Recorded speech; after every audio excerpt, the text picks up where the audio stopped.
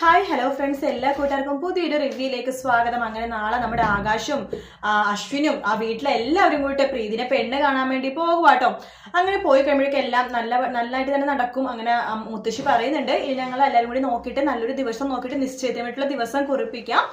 ആകാശിന്റെയും അതുപോലെ തന്നെ പ്രീതിയുടെയും അശ്വിന്റെയും ലാവണ്യയുടെയും വിവാഹ നിശ്ചയം ഒരു ദിവസം തന്നെ ആവട്ടെ എന്ന് പറയുമ്പോൾ എല്ലാവർക്കും ഭയങ്കര സന്തോഷവും.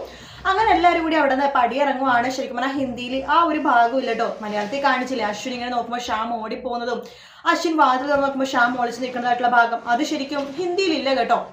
അപ്പൊ മലയാളത്തിൽ എക്സ്ട്രാ ആയിട്ട് കാണിച്ചതാണ്.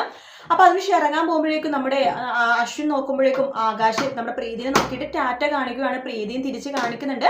അശ്വിൻ തിരിഞ്ഞു നോക്കുമ്പോഴേക്കും പ്രീതി പെട്ടെന്ന് അവിടുന്ന് വേഗം പോകുവാട്ടോ. പെട്ടെന്നാണ് അശ്വിൻ പറയണത് ആകാശ് നീ എല്ലാവരും കൂടി വീട്ടിൽ പോകും, എനിക്കൊരു കാര്യമുണ്ട്, ഒരു ചെറിയൊരു ജോലി ഉണ്ട്, അത് തീർത്തിട്ട് ഞാൻ വീട്ടിലേക്ക് വരാമെന്ന് പറയാണ്. അതിനുശേഷം നമ്മുടെ അശ്വിൻ തിരിച്ച് ശ്രുതിയുടെ വീട്ടിലേക്ക് വരുന്നുണ്ട്. അപ്പൊ ശ്രുതി വാതിലേക്ക് നെട്ടിപ്പോവാണേ, നിങ്ങൾ ഇതുവരെ പോയില്ലേ, എന്തെങ്കിലും എടുക്കാൻ മറന്നായിരുന്നോ എന്നൊക്കെ എന്നെ ചോദിക്കുമ്പോൾ നമ്മുടെ അശ്വിൻ പറയുന്നുണ്ട്, എനിക്ക് പ്രീതിയെടുത്ത് കുറച്ച് കാര്യങ്ങൾ സംസാരിക്കണം. എന്തിനാ സംസാരിക്കണത്? എന്റെ ചേച്ചിയെടുത്ത് എന്ത് കാര്യം നിങ്ങൾക്ക് പറയാനുള്ളത്?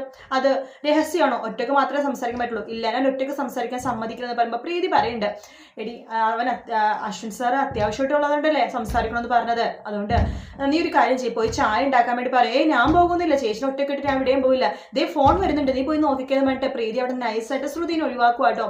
അതിനുശേഷം പ്രീതി ചോദിക്കേണ്ട അശ്വിനോട്, എന്താ സർ എന്നോട് പറയാനുള്ളത് പറയുമ്പോൾ, എനിക്ക് മാപ്പ് പറയണം, വളരെ വളരെ റിയലി സോറി പ്രീതി, അന്ന് എനിക്ക് അറിയില്ലായിരുന്നു വിവാഹ ഇതാണെന്ന്. അന്ന് ശ്രുതി പറഞ്ഞപ്പോൾ ഞാനത് കളി തമാശയായിട്ടാണ് കൂട്ടിയത്, ഞാൻ കാരണമാണല്ലോ ആ വിവാഹം മുടങ്ങിയത്, അതിനെന്നോട് ക്ഷമിക്കണം എന്നൊക്കെ പറയുമ്പോൾ പ്രീതി പറയുന്നുണ്ട്, ശരിയാണ്, ആ വിവാഹം മുടങ്ങി, അത് അശ്വിൻ സാർ കാരണം തന്നെയാണ്. പക്ഷെ ആ വിവാഹം മുടങ്ങിയത് നല്ലതായിട്ടാണ് എനിക്ക് തോന്നുന്നത്. കാരണം അവർ പണത്തിന് വേണ്ടി മാത്രമാണ് എന്നെ വിവാഹം കഴിക്കാൻ വേണ്ടി തീരുമാനിച്ചത്. അവർ പറഞ്ഞ സ്ത്രീധനത്തിനേക്കാളും കൂടുതൽ വിവാഹത്തിന് 2 ദിവസം മുമ്പ് ചോദിച്ചു. ആ പൈസ ഉണ്ടാക്കാൻ വേണ്ടിയിട്ടാണ്, കടം ചോദിക്കാൻ വേണ്ടിയാണ് ശ്രുതി അന്ന് അവിടെ വന്നത്. ഒരു കണക്കിന് ആ ഒരു ആൾക്കാരുടെ കയ്യിൽ നിന്ന് സാറിനെ രക്ഷിക്കുകയാണ് ചെയ്തതെന്നൊക്കെ പറയും. അപ്പോഴേക്കും ശ്രുതി വരുന്നുണ്ട് കേട്ടോ. ശ്രുതി എന്താ ചെയ്തത്, അശ്വിന് 8ന്റെ പണി കൊടുക്കും. ശ്രുതി വേഗം പോയിട്ട്, എനിക്ക് നിങ്ങളോട് കുറച്ച് സംസാരിക്കണം എന്ന് പറയുമ്പോൾ അശ്വിൻ പറയും, എനിക്ക് നിന്നോടൊന്നും സംസാരിക്കേണ്ടെന്ന് പറയും.